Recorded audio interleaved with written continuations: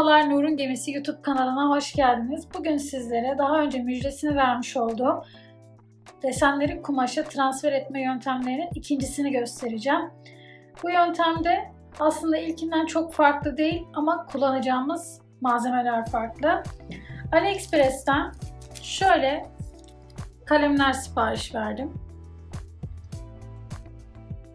Gördüğünüz gibi ucu top gibi, bir tarafı daha ince, bir tarafı daha kalın.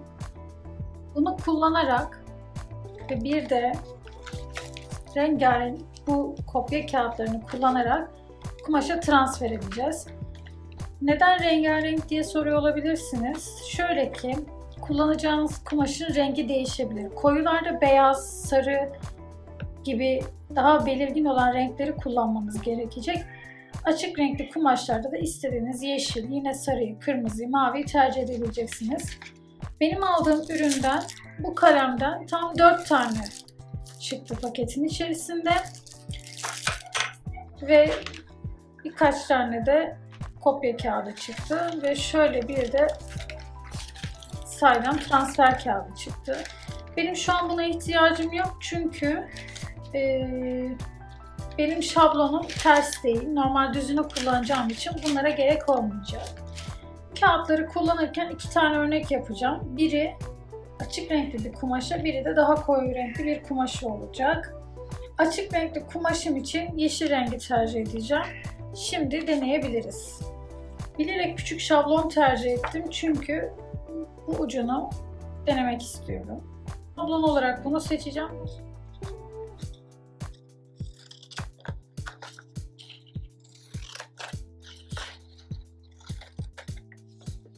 Şimdi bu desenimizi kumaşımıza transfer edelim.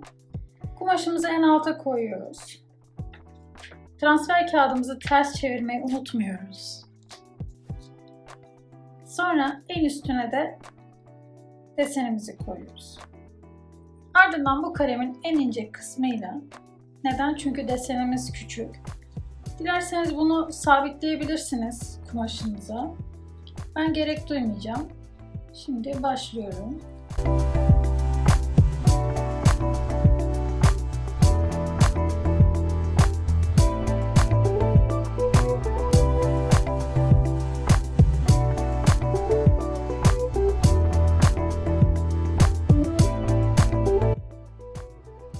Evet, transferimiz bitti. Şimdi kaldırıyoruz ve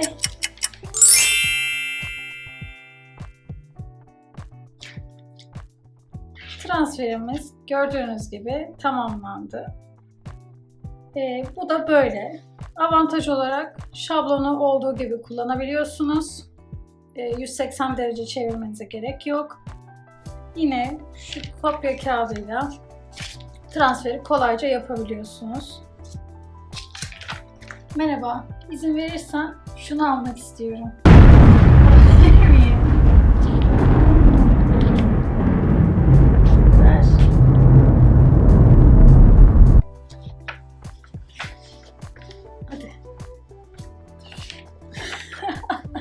Evet, şimdi koyu renkli kumaşımıza transfer deneyeceğiz. Hepsini çizmeyeceğim. Sadece bir tanesini çizip göstereceğim. Yine en alta kumaşımızı koyuyorum.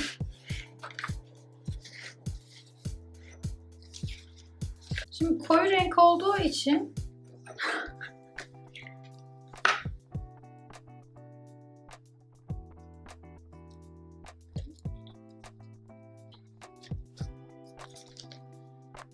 yine transfer kağıdını koyacağım. Açık renkli de tercih edebiliriz ama yine koyu göstereceğim çünkü yeşil renk bunda görünür. Hani şu örnekte baktığımız şekilde yine burada da benzer şekilde çıkmasını düşünüyorum. Çıkacağına inanıyorum.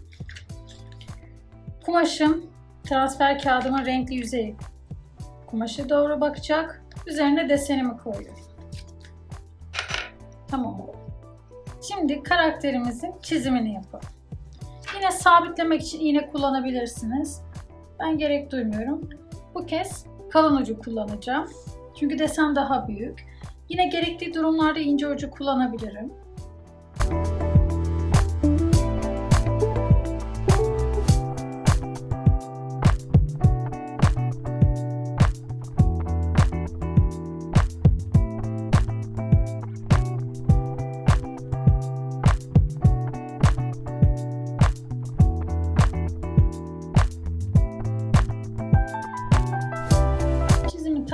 kağıdı şimdi kaldıralım.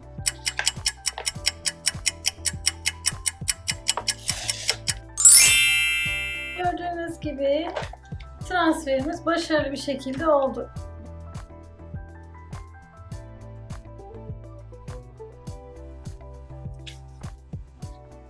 Şöyle size yakından da göstereyim. Transfer kolay oluyor. Sadece dediğim gibi yani yaptığınız yeri takip edemiyorsunuz. Onu kaçırmamanız gerekiyor. Onun haricinde netlik çok iyi. Zaten siz bastırarak çizdiğiniz için sizin bastırma seviyenize göre transferi oluyor. Ben çok başarılı buldum.